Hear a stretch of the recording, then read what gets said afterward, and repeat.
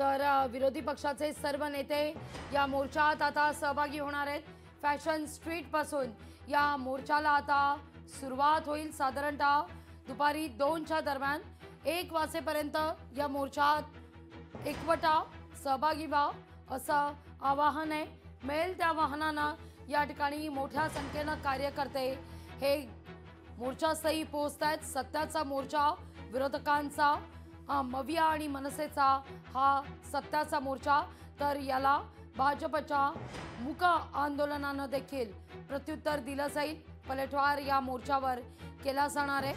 विरोधी पक्षाचे सर्व नेते मग उद्धव ठाकरे, शरद पवार, राज ठाकरे या मोर्चात सहभागी होतील। अमित ठाकरे आणि राज ठाकरे सध्या हॉटेल वेस्ट एंड या ठिकाणी आहेत, जे चर्चगेटमध्ये हे हॉटेल आहे त्या ठिकाणी सध्या आहेत। तर आदित्य ठाकरे आणि उद्धव ठाकरे देखील आता थोड्याच वेळात मातोश्रीवरून रवाना होतील। क्षणाक्षणाचं अपडेट आपण तुमच्यापर्यंत पोहोचवत राहणार आहोत। लोकल न असू दे, मेट्रो न असू दे, सारेच जण या मोर्चात सहभागी होत आहेत। तर भाजप मूक आंदोलनाच्या माध्यमातून या सगळ्यावर उत्तर देताना दिसतेय।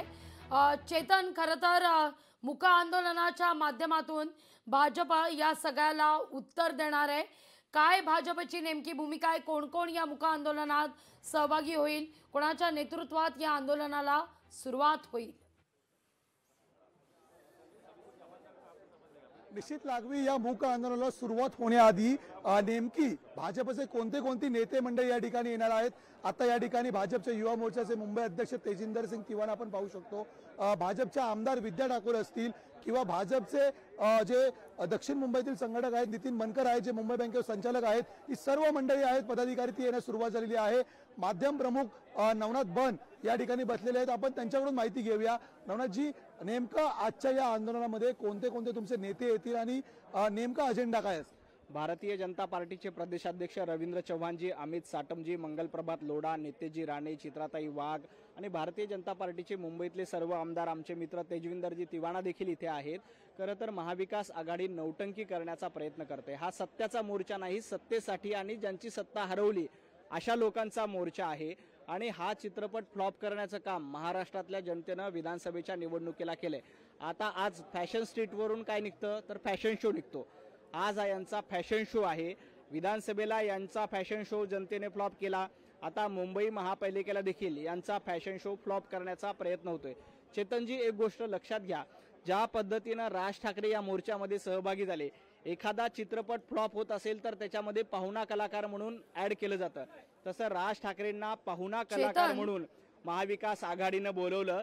त्यांना वाटतंय की पाहुणा कलाकार आल्यावर आपला चित्रपट थोडासा चालेल, परंतु महाराष्ट्रातल्या जनतेला माहिती आहे की महाराष्ट्रात फक्त देवाभाऊंचा चित्रपट चालणार आहे। अगदी चेतन, या ठिकाणी नवनाथ पण म्हणतात फॅशन स्ट्रीट पासून सुरू होणारा हा फॅशन शो फ्लॉप ठरेल, पण एकीकडे गर्दी पाहायला मिळते फॅशन स्ट्रीट परिसरात, तर मूक आंदोलनाच्या ठिकाणी मात्र म्हणावी तेवढी गर्दी नाहीये। विद्या ठाकूर एक महत्वाचा चेहरा भाजपचा सोडला तर या ठिकाणी आणखीन महत्वाचे नेते अजून दाखल होण्यास विलंब आहे, कुणी पोहोचलेलं नाहीये। मग कसं काय समजायचं या ठिकाणावरून फ्लॉप शो आणि इथून मात्र हिट शो? निश्चित नवनाथजी, प्रश्न हाच आहे की अद्यापही या ठिकाणी खुर्च्या रिकाम्या आहेत, तिकडे गर्दी झालेली आहे, त्यामुळे महाविकास आघाडीचा हा फ्लॉप शो आपण कसा बोलू शकतो? भारतीय जनता पार्टीचा मोर्चा 1 वाजता आंदोलन आहे। भारतीय जनता पार्टीचा मोर्चा नाहीये, आम्ही प्रतिकात्मक आंदोलन करतोय। ते आंदोलन कशासाठी करतोय तर ही यांची नौटंकी आहे आणि या नौटंकीच्या विरोधात आमचं हे आंदोलन आहे। आमचा काय शक्ती प्रदर्शन करण्याचा मोर्चा नाहीये आणि आमचं शक्ती प्रदर्शन काय हे महाराष्ट्राला माहित आहे, जनतेला माहित आहे। महाविकास आघाडीचा मोर्चा यासाठी फ्लॉप आहे की काँग्रेस त्या मोर्चापासून दूर आहे। काँग्रेसचा कोण मोठा नेता आहे त्या मोर्चामध्ये? सांगा, तुम्ही सांगा मला, काँग्रेसचा कोण मोठा नेता आलाय? 2 गट आता काँग्रेसचे पडलेले पाहायला मिळतात। विजय वडेट्टीवार, सतेज पाटील या मोर्चात दाखल होत आहेत, मात्र मुंबईतले जे प्रमुख नेते आहेत, भाई जगताप असतील, वर्षा गायकवाड असतील, हे त्या मोर्चात नाहीयेत। काँग्रेसची दुफळी तुम्हाला वाटतं का की तुमच्या फायद्याची ठरेल? त्याच्यामुळेच काँग्रेसचा मोर्चा हा फ्लॉप आहे, महाविकास आघाडीचा मोर्चा फ्लॉप आहे। आमचा हा मोर्चा नाही, आमचं आंदोलन आहे, आमचं प्रतिकात्मक आंदोलन आहे। ज्या पद्धतीनं लोकसभेला 48 पैकी 30 जागा तुम्हाला मिळाल्या, तेव्हा तुम्हाला मतचोरी वाटली नव्हती, तेव्हा तुम्हाला ईव्हीएम बद्दल प्रश्नचिन्ह नव्हते. आज विधानसभेला भारतीय जनता पार्टीला लोकांनी आशीर्वाद दिले, देवाभाऊंना आशीर्वाद दिले, महायुतीला आशीर्वाद दिले. त्याच्यानंतर तुम्हाला मतचोरी आठवली हो. जवळपास 8 महिने झाले विधानसभेच्या निवडणुकीला. गेल्या 2 महिन्यापासून तुम्ही मतचोरीच्या नावाने बोंब मारताय. 6 महिने काय झोपा काढल्या होत्या का? पोलिंग बूथवर प्रत्येक अगदी. पक्षाचा पोलिंग एजंट असतो. त्या पोलिंग एजंटनं कुठेही ऑब्जेक्शन घेतली नाही. त्यामुळे पोलिंग fashion एजंटनं street निवडणूक पासून आयोगाकडे flop तक्रार show केली निघणार नाही. असा दावा आहे या ठिकाणी भाजपचा. चेतन, तुमच्याकडून सातत्यानं अपडेट घेणार आहोत.